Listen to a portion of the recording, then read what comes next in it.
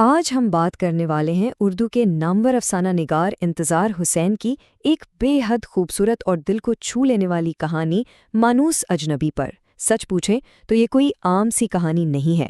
دراصل یہ کہانی شہری ترقی کی اس اندھی دوڑ اور ہماری فطرت کے درمیان موجود اس نازک سے رشتے پر ایک بہت گہرا سوال اٹھاتی ہے۔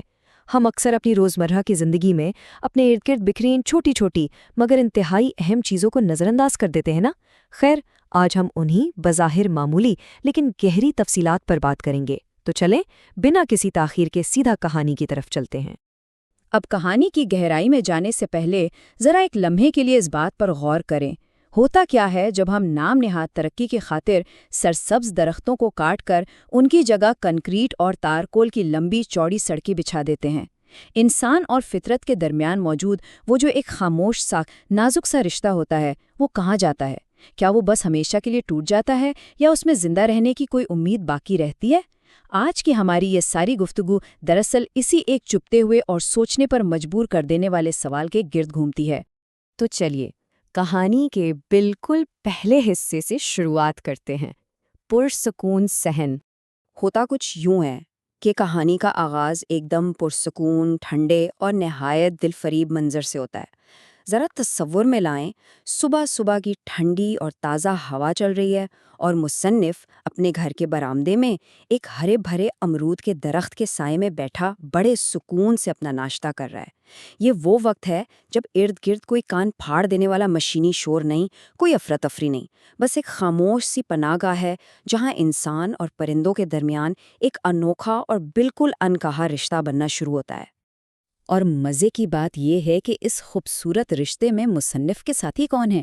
یہاں کسی انسان کا ذکر نہیں، بلکہ چڑیاں ہیں، فاختائیں ہیں، بلبلیں، آسمان سے اترتے ہوئے طوطے اور ایک بہت ہی نڈر قسم کی گلہری ہے۔ اب یہ جنگلی اور آزاد مخلوق جو عام طور پر انسان کے سائے سے بھی دور بھاگتی ہے، وہ آہستہ آہستہ مصنف کے صحن میں جمع ہونا شروع ہو جاتی ہے۔ اور یہ سب کیسے ہو رہا ہے؟ محض پانی کے ایک پیالے اور روٹی کے چند ریزوں کی بدولت ایک اندیکھا سا بانڈ قائم ہو رہا ہے۔ یہاں ایک چیز جو واقعی سمجھنے والی ہے، وہ اس کہانی کے عنوان مانوس اجنبی کا اصل مطلب ہے۔ مطلب وہ مخلوق جو بظاہر تو ہم سے اجنبی ہے، وحشی ہے، لیکن جب ہم روزانہ کی بنیاد پر تھوڑے سے صبر اور پیار سے ان سے رابطہ کرتے ہیں تو وہ ہمارے لیے مانوس ہو جاتی ہیں۔ مصنف کا روزانہ پابندی سے پرندوں کے لیے دانہ ڈالنا اور پھر ان جانوروں کا انسان پر اعتماد کرنا، یہ صاف بتاتا ہے کہ بھئی محبت اور اعتماد کوئی راتوں رات نہیں بن جاتا، یہ ایک ایک قدم یا یوں کہہ لیں کہ ایک ایک ریزے کے ساتھ پروان چڑھتا ہے۔ اب اس تعلق کی گہرائی کو بتانے کے لیے انتظار حسین محض اپنے روزمرہ کے مشاہدے تک محدود نہیں رہتے، بلکہ وہ ایک بہت پرانی دیومالائی کہانی کا حوالہ دیتے ہیں، رام چندر جی اور گلہری کا قصہ۔ اس حوالے کا اصل مقصد اس رشتے کو ایک تقدس بخشنا ہے۔ وہ دراصل یہ یاد دلانا چاہتے ہیں کہ انسان اور جانور کی یہ جو دوستی ہے نا، یہ کوئی آج کی بات نہیں ہے، بلکہ یہ ایک انتہائی قدیم، صدیوں پرانا اور مقدس تعلق ہے جو ہماری تاریخ میں کہیں نہ کہیں گہرا بسا ہوا ہے۔ اور اس قدیم رشتے کی سب سے زبردست اور جیتی جاگتی مثال وہ چھوٹی سی گلہری ہے۔ مطلب وہ کس قدر بے خوف ہو کر مصنف کے بالکل قریب آ کر بیٹھ جاتی ہے۔ یہ صرف ایک جانور کا انسان کے قریب آنا نہیں ہے، بلکہ یہ اس بات کا ثبوت ہے کہ جب ہم فطرت کی طرف دوستی کا ہاتھ بڑھاتے ہیں نا، تو جواب میں فطرت بھی ہم پر اپنا وہ صدیوں پرانا اعتماد پوری طرح نچھاور کر دیتی ہے۔ سچ میں یہ کہانی کے اس پرسکون عروج کے بہترین لمحات میں سے ایک ہے۔ لیکن ظاہری سی بات ہے، یہ خاموشی اور یہ نازک رشتہ ہمیشہ تو نہیں رہتا۔ اب ہم چلتے ہیں کہانی کے دوسرے حصے کی جانب، ترقی کا شور۔ پھر اچانک وہ پرسکون صحن ایک دم سے افراتفری کا شکار ہو جاتا ہے۔ کچھ مزدور اپنے بھاری اوزار، کلہاڑیاں اور آرے لے کر دھاوا بول دیتے ہیں۔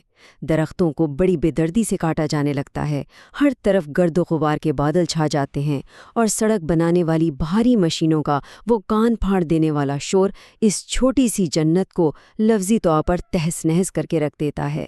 دراصل یہ اس نام نہاد ترقی کی وہ کڑوی قیمت ہے جس کا پہلا نشانہ ہمیشہ اور ہمیشہ ہمارا قدرتی ماحول ہی بنتا ہے۔ یہاں انتظار حسین ایک بہت ہی گہرا فلسفہ ہمارے سامنے رکھتے ہیں۔ ذرا موازنہ کریں، ایک طرف پرندوں کی وہ وسیع و عریض دنیا ہے، وہ نیلا لامحدود آسمان جہاں کمال کی آزادی ہے، اور دوسری طرف انسانوں کی بنائی ہوئی یہ تارکول کی چوڑی سڑکیں جو بظاہر تو ہمیں ترقی کی علامت لگتی ہیں اور بہت چوڑی دکھائی دیتی ہیں، لیکن مصنف کی نظر میں در حقیقت یہ ہماری انسانی تنگ نظری کی نشانی ہے۔ ہم اپنی سہولت کی خاطر فطرت کی اس کھلی دنیا کو مسلسل تنگ کرتے جا رہے ہیں۔ تو پھر اس سارے شور اور مٹی کا نتیجہ کیا نکلتا ہے؟ ظاہر ہے وہ تمام مانوس اجنبی جو اتنے پیار اور صبر سے قریب لائے گئے تھے، اس خوفناک صورتحال سے گھبرا کر غائب ہو جاتے ہیں۔ چڑیاں، بلبلیں، فاختائیں، یہاں تک کہ وہ نڈر گلہری بھی کہیں نظر نہیں آتی۔ اب سوچئے، جب ان کے گھر وہ درخت ہی کاٹ دیے گئے جن پر وہ بسیرا کرتے تھے، تو وہ اس گرد و غبار میں بھلا کیسے رک سکتے تھے؟ ان کی وہ پرسکون سی دنیا انسانوں کی لائی ہوئی اس آفت میں ایک ہی جھٹکے میں تباہ ہو جاتی ہے۔ لیکن کہانی صرف اس گہری اداسی پر ختم نہیں ہوتی۔ اب ہم بڑھتے ہیں تیسرے اور آخری حصے کی طرف، یعنی فطرت کی شاندار واپسی۔ اب ذرا سڑک کی تعمیر مکمل ہونے کے بعد کا منظر دیکھیں۔ کیسا حیران کن اور دکھ دینے والا فرق ہے۔ ایک طرف وہ وقت تھا جہاں سرسبز صحن تھا اور ہر صبح پرندوں کے گیتوں سے گونجتی تھی، اور دوسری طرف اب تعمیر کے بعد وہاں صرف ایک طویل، بے جان اور سیاہ سڑک کا جال بچھا ہے۔ گرد تو خیر اب بیٹھ چکی ہے، لیکن دور دور تک کسی درخت کا نام و نشان نہیں۔ یہ دیکھ کر ایک انتہائی تلخ احساس جاگتا ہے کہ ہم نے اپنی تھوڑی سی روزمرہ کی سہولت کے عوض اپنا ایک جیتا جاگتا ماحولیاتی نظام کھو دیا ہے۔ اب صورتحال یہ ہے کہ ہر طرف اس پختہ اور جدید دنیا کی خاموش اداسی چھائی ہوئی ہے۔ سڑک بن چکی ہے، گاڑیاں بھی شاید گزرنے لگیں گی، لیکن وہ جو ایک قدرتی رونق تھی نا، وہ ہمیشہ کے لیے روٹھ گئی ہے۔ مصنف جب اس کالی سڑک کو دیکھتا ہے تو اسے ایک شدید قسم کا نفسیاتی دکھ کھیل لیتا ہے کہ جدیدیت کے اس اندھے سفر نے اس کے ان معصوم ساتھیوں کو سے چھین لیا ہے۔ پرندوں کے لیے پانی کا پیالہ آج بھی وہیں رکھا ہے، لیکن افسوس اسے پینے کے لیے اب کوئی نہیں آتا۔ مگر اس گہری اداسی میں بھی مصنف ہار نہیں مانتا۔ وہ مسلسل روزانہ کی بنیاد پر پیالے میں پانی بھر کر رکھتا ہے، اور پھر حیرت انگیز طور پر کئی دنوں کی مایوسی کے بعد ایک صبح ایک اکیلی چڑیا آ کر پانی پیتی ہے۔ یہ فطرت کی طرف سے گویا پہلی دستک تھی۔ اس کے بعد آہستہ آہستہ بلبلوں کا ایک جوڑا واپس آتا ہے، اور آخرکار وہی پرانی اور نڈر گلہری بھی جھجکتے جھجکتے واپس آ ہی جاتی ہے۔ یہ شاندار واپسی ہمیں فطرت کی ایک حیرت انگیز لچک کے بارے میں بتاتی ہے کہ انسان کے اتنے ظلم اور بے حسی کے باوجود فطرت ہمیں معاف کرنے اور دوبارہ رشتہ جوڑنے کے لیے ہمیشہ کسی نہ کسی طرح تیار رہتی ہے۔ اور اب یہ ساری گفتگو ایک بہت ہی گہرے اور سلگتے ہوئے سوال پر آ کر ختم ہوتی ہے۔ انتظار حسین کی کہانی کے آخر میں تو خوش قسمتی سے پرندے واپس آ گئے، لیکن سچ پوچھئے تو یہ ہم سب کے لیے ایک بہت بڑا لمحہ فکریہ ہے۔